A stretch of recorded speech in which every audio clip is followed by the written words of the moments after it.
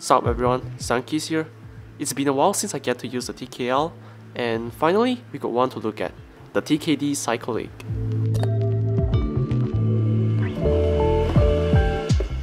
After the successful launch of the Cycle 7 last year, featuring a FRL TKL, the Cycle 8, in terms of layout, brought back the function roll again with slightly different design.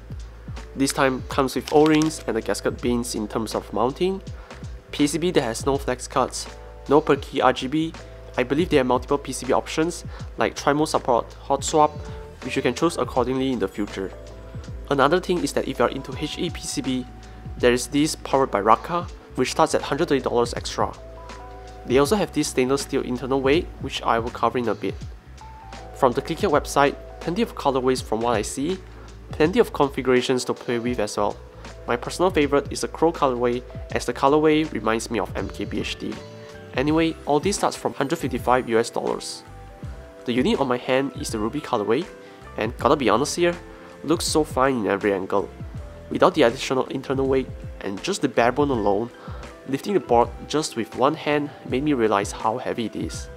Checking out the right hand side, the multi-segment recessed part above the arrow keys seems to be an entirely new design for the RGB strip, same ball catch design like the Cycle 7, allowing the board to be screwless. At the back, with the beautifully designed bottom weight and added curved lines, there are plenty of styles available, each with different weights to suit your preferences.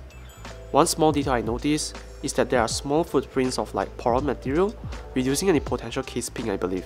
Back to the internal weight, consists of two pieces which totals at approximately 340 grams. Mine was 320 grams to be precise.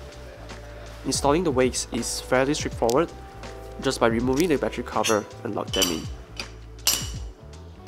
For this build, I will go with the ripple switch from ClickClack, promising a clacky sound profile, and black on white keycaps from Wood Studio.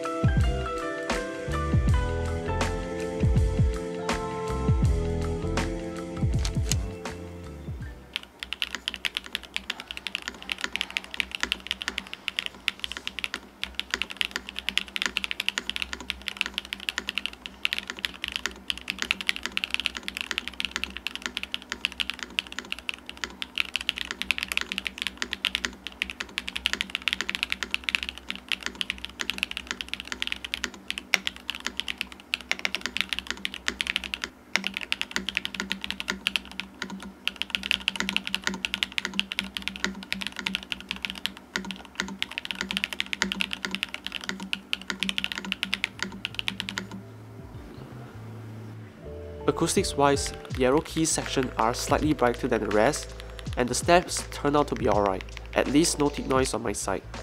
If you ask me about the foam configurations, I can't really tell any huge difference between having the case foam or without, and that applies to the internal weights as well, so depends on your preference at the end of the day. I haven't mentioned this yet, the build experience wasn't the smoothest. The overall build emphasizes on tight fitting, probably due to the alloy plate, but other than that, the rest are pretty straightforward to install. Regarding the lighting, it is surprisingly very bright and nice to stare. As the PCB is VIA compatible, I was able to customize there instead. And back to the question, who is this really for?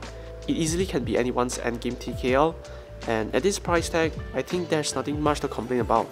I sincerely enjoyed this board for the past few days, and all I can say, it genuinely feels like a $250 board to type on, as the CNC finishing is really vibrant and nice to touch.